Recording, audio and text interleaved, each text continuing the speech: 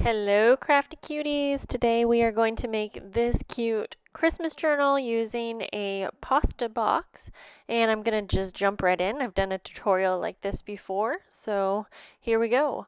I am going to trim my pasta box to get rid of all of the pieces that I don't need, so all of the flaps, and then you can decide which piece you want for the front so that you can cut away the unnecessary side. So you'll see here, this is just easier to look at. This one has a little window on the front, and I just think it's so fun to utilize that. But I am going to get rid of this plastic because it's a little bit fragile, and you could use it, but I knew I was going to use something else, so I just took that off. And as always, I'm going to get started by covering mine in some muslin fabric. You can see that it's a bit see-through, and I'm going to be using a white lace on top. So I'm actually going to do this step where I'm going to just take some printer paper. I wanted to keep it as lightweight as I could, and I'm just going to take two pieces. I'm just using some double-sided tape to kind of tape these together to make a bigger piece so that I just have one larger piece of paper to cover the entire box. And I'm just doing this all as simple as can be, as per my usual. So I'm going to cover the entire box using some glue, my favorite, Tombow Mono Aqua. And I'm just going to get a pretty good layer of that glue, and then I like to smooth it out with my finger. And this printer paper, it did end up bubbling a little bit too much, or not too much, but a little bit. And so it's not really a big deal since I was going to be covering it in other fabrics. But if that's something that you're worried about, then I would say I probably used too much glue. But anyways, you can see here, I'm just doing it little sections at a time. I was able to kind of spread everything out pretty good, so it didn't bubble too much. Nothing that showed through to the fabrics at least. So, like I said, I'm just going to take my time here to try and get out as many of those little bubbles as I can. Or it wasn't bubbles. It was more so that it just kind of wrinkled up a little bit because it's pretty thin paper. Then I'm just going to trim all the way around the edge here. Once I am done with that, I wanted to go ahead and cut out that little window once again. And I'm going to do that carefully because I wanted to keep that area pretty nice and tidy. So I'm just going to take my scissors here to poke a little hole in the center, and then I'm basically going to, I'm going to grab my smaller scissors to start off with, but I'm going to basically cut all the way out into each of those four corners. So I end up with kind of like basically an X from each corner, if that makes sense. I don't really know. It was just the easiest way. And so once I am able to snip all the way down to each corner, then I can glue each of those papers back.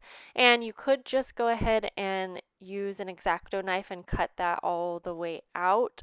But in my opinion, this makes the edges of that window just a little bit neater.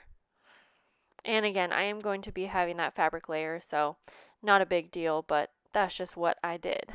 I wanted to go ahead and let that completely dry, so I set it aside for a little bit. Then I have my muslin fabric here. I already have it cut out to the right size, just a small amount bigger than the entire area. I was checking to make sure that it wasn't still see-through, which is why I gave the thumbs up, and it was pretty good. I felt like there was a chance that you might be able to see some of the writing on the spine, but when it was all said and done, you couldn't. So I like to start with the glue on the center, the binding area, the spine, and I just spread that out with my fingers, and then I'm going to continue to do the same thing for all of the other places, and I just do little areas at a time. Here I am just triple checking that that lace wasn't going to be too see-through, and I was like, I'm pretty sure we're good, but I wasn't too sure. I just went with it. I didn't want to have like another layer. So I'll just continue gluing this fabric piece on all the way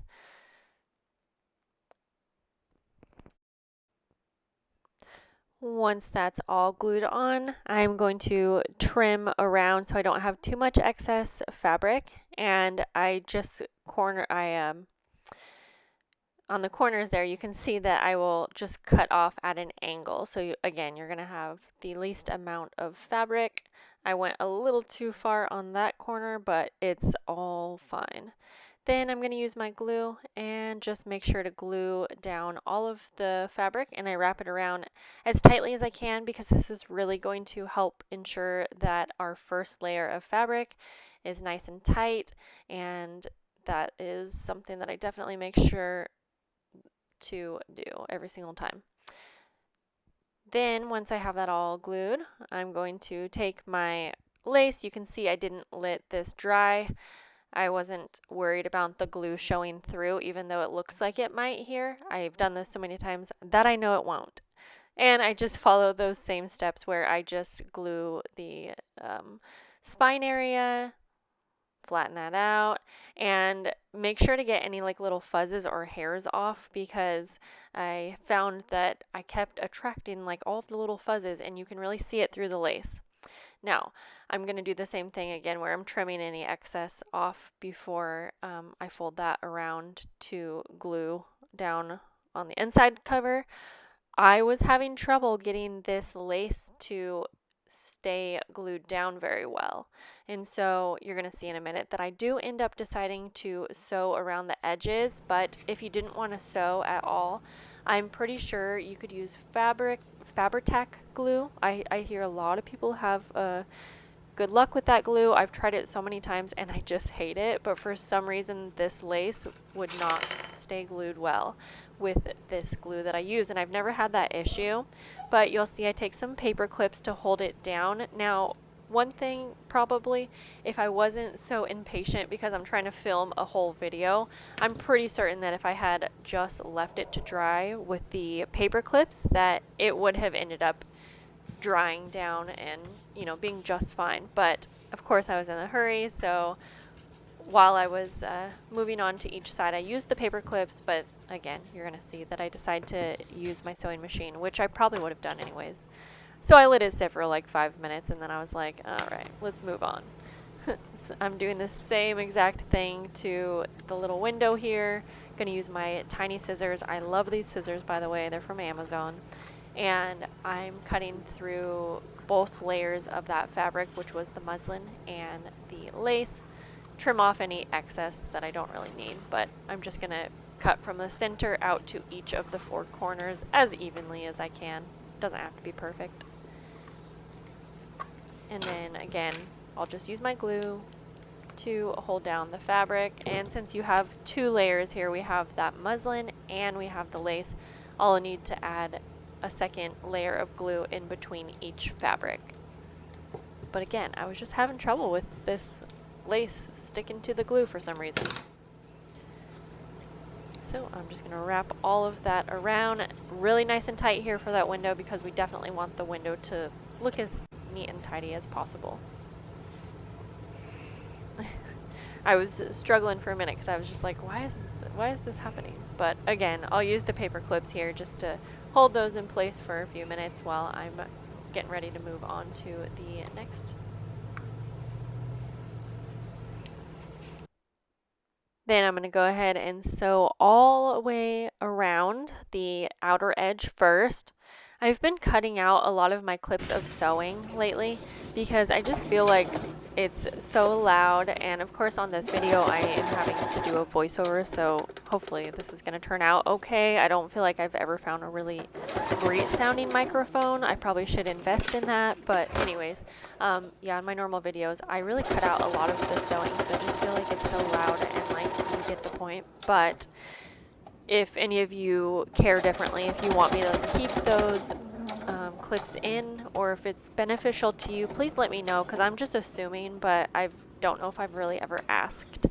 So I'm also sewing around the sides of the cover, and I'm sewing like in between the spine area, and then I also sewed around the window. And I didn't worry about that looking too neat. It wasn't I'm just not a neat crafter, so it's not a big deal. Now I'm deciding what I want on the cover, and I had some really cute printables from Tsunami Rose. I love this little sled, but see, I thought it was a little boy and girl, so I always like to have little boy and girl pictures because it reminds me of my own kids since I have a boy and girl. But um, in the end, you're gonna see I went with I went with the thing that you probably would assume I'm gonna go with. I mean, I already have it cut out anyways, but oh, I liked this little embellishment too, but it would have been there's like too many little pieces that would have got caught on everything. So I went with the little deer. I just feel like you guys might have guessed that of me, but I'm going to ink up the edges, and this really made a difference inking up the edges. Um, it's hard to tell on camera, but this little printable here, it's kind of looking like there's lace around the edges, but adding this little bit of ink that's just a little bit darker than the pink that's on the paper just really makes it look more realistic and stand out, I think. Then I was like, oh, maybe let's see what this looks like to add a little bit of this pink ink around the edges here. I wasn't too sure what I wanted to do, so anyways, now I'm just going to kind of place things down and decide how I want the cover to look. I really wanted this to be just like luscious and really inviting, and I am loving golds, whites, and light pinks right now. I almost went with a classic journal this year, you guys. I think I showed it in a couple of videos where I was going to do a soft cover journal. But in the end, I got the idea to make this journal, and I was like, oh, I'll just make this for a video and I can sell it. But then I knew that I was going to be jealous of this one, and a lot of times I will just go with my first whatever idea. But this time I was like, no. I've been a lot better this year about making sure to create things and keep things that I really, really like for myself. And I mean, this is a journal that's going to be full of our memories, so why not have it be something that I really, really love? So I'm just trimming out a little piece of lace here because even though we have this whole book covered in lace, again, I just wanted it to be like very lacy. So I'm kind of figuring out what size I want this to be. And then I'm just playing around with a lot of the laces that I pulled out, which are all like whites, creams, and again, this really light gold. So I knew I wanted to have something down the side of the journal, but I also wanted to find something that I could use for a closure. And so it's a hard decision when working with all of these pretty laces because I really wanted to figure out using all of them. So I know that I'm going to probably layer on 2 laces here on the edge. Sometimes that can be a bit much, but those two fit together pretty perfectly. I'm pretty sure that's what I ended up using. So a lot of this part, since I'm doing a voiceover, I know you're not getting like my full thoughts and opinions, like what's going through my head right at the time, but I still wanted to keep it in for you. I found this tiny little like doily or crocheted piece, and I thought that would be cute to layer on, but then I was like, but wait, there's more. I remembered that I wanted to really include this little metal piece because I love having the dates or at least the year on my journals because if you're a journal maker and you go to pick one out to look through, my kids and I look at our journals all the time. If I don't write the date, like on the cover or write in an obvious place in the inside, a lot of times I'm like, wait, what year was this? And it's just hard to remember, at least for me. So I always like to have a little title area. And so I knew I wanted to include that. But as you can see, I have the window too, and I feel like an obvious place to put the year would be right there. But I already had this other idea that I wanted to have a cute little shaker in that spot. So I probably could have done both. I probably could have put the year and the little sequins, but we'll see. We'll see. So I'm just playing around a little bit more to see what do I exactly want to do with all of these laces. Oh, what is the company where I get a lot of my laces from? Well, one's a More Fabrics. Anyways, I'm gonna go ahead and sew this paper onto that lace that I had cut out. But there's another place I get my laces from, and I can't think of the name. It's where you can get big bags of laces. If I can think of it, I promise to put it down in the description, but it's a very, very inexpensive way to buy laces. It's called Mattis Lace and Trimming. I'm pretty sure that's what it is. And it's he has a shop on eBay. So Mattis is Mattes. Mattis Lace and Trimming. I feel like I'm saying that a bit wrong, but it's something like that. Anyways, then I'm going to go ahead and sew on this lace down the center, which P.S. wasn't exactly the center, but you know me, I just go for it. And I'm really hoping that this voiceover is going to be loud enough. Okay, so now for the closure, I'm just going to take two different trims and put them together on each side. And I'm just kind of going ahead and placing these where I want them to be. So you can see I have a bigger gold lace and then this really thin one. It was just so pretty and dainty. There's no way it probably would have worked on its own. So I went ahead and layered it up so that there would just be all this lacy goodness when you're just looking at it from the cover. And then I'm going to go ahead and sew this on. That's my favorite way to put a closure on. It's just I've never had it rip off on any of my journals or anything like that. So I wanted to make sure and get any metal embellishments on this journal cover before I go into the inside cover. So here we go with this little metal plate that I got from Amazon. And I'm going to use my date stamp, and I'm basically stamping December. Oh, wait. Yeah, that's right. Oh my gosh. December 2021. But in my head, I was thinking it was going to be 2022. Not yet, Jessica. So I just stamped that down straight enough for me. And then I'm going to go ahead and just try to get this kind of as straight as possible. So I needed to make sure I knew exactly where to trim around. This was like some vintage music paper, but like the inside cover. So then I'm going to go ahead and add a little bit of glue to make sure that this is placed just right. These metal nameplates are really easy to put on your journals, but you do have to, or you should make sure to try and put them on before covering like the inside. So I wanted to make sure not screw up my placement here, so I'm just going to fold over one side. And I'll go ahead and glue that down just in place. It's going to be fine once we put it down on the book, but I really didn't want anything to move too much. I might end up changing what's in that nameplate, by the way, but I wanted something for now. I think I'll probably keep it. We'll see. And then I'm going to add glue to the entire back of this and just make sure to place it down where I want. You don't have to add glue, but I always like to add a little bit of glue because even after adding the little hardware, I feel like sometimes the middle, I just feel like it can move around a bit. So I'm going to poke a hole. There's a tiny little hole there, which you might not be able to see, but that is where we are going to put our little prong on to hold that in place. Just make sure it goes all the way through to the inside of the cover, and then you'll just put those prongs down, one on each side.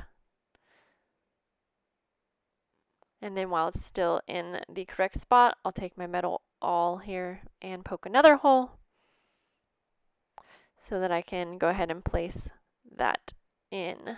And I find that it's definitely better to just do one at a time. Don't poke both holes because you might see that you need to move the placement a bit, or at least that's how I do it.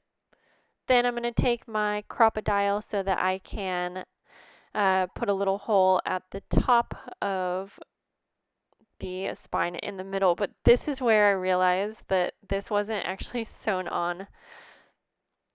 I feel like I'm hesitating here, but anyways, you're going to see in a minute. When I close this, and maybe you can't tell on camera, but you guys know me, I'm not a perfectionist, but this was very obviously, if I was going to have this in the middle, I just went for it anyways though. It wasn't going to be the middle of the lace, if that makes sense. So I poked the hole in the middle of the spine, but it wasn't going to be the middle of that lace, which is supposed to be also down the center. And I was like, I was bound to keep it, but I actually fixed this one. Y'all might be kind of proud of me. So I'm going to take my little scissors and I am just cutting through all of those little stitches. It really wasn't that hard, but I had to keep this in just to at least show you guys, because I know you guys appreciate when I show like my little happy mistakes, we'll call them. So I'm just going to pull that completely off, and then I can just go ahead and re-sew it into the center, because now I actually know where the center is. And then we can just finish off. I put the little pink eyelet right where it was supposed to go, and now it looks pretty cute. And I'll be able to put a charm in that spot. So I'm just going to set this. And that's all for this part 1 video. This is what the cover looks like finished. I think it's super cute, and I'm really excited to finish this journal with you guys. In the next video, we will just be finishing the inside cover and putting the pages in. Here's a little peek of what the pages look like, some vintage wrapping paper. These are digitals from Tsunami Rose.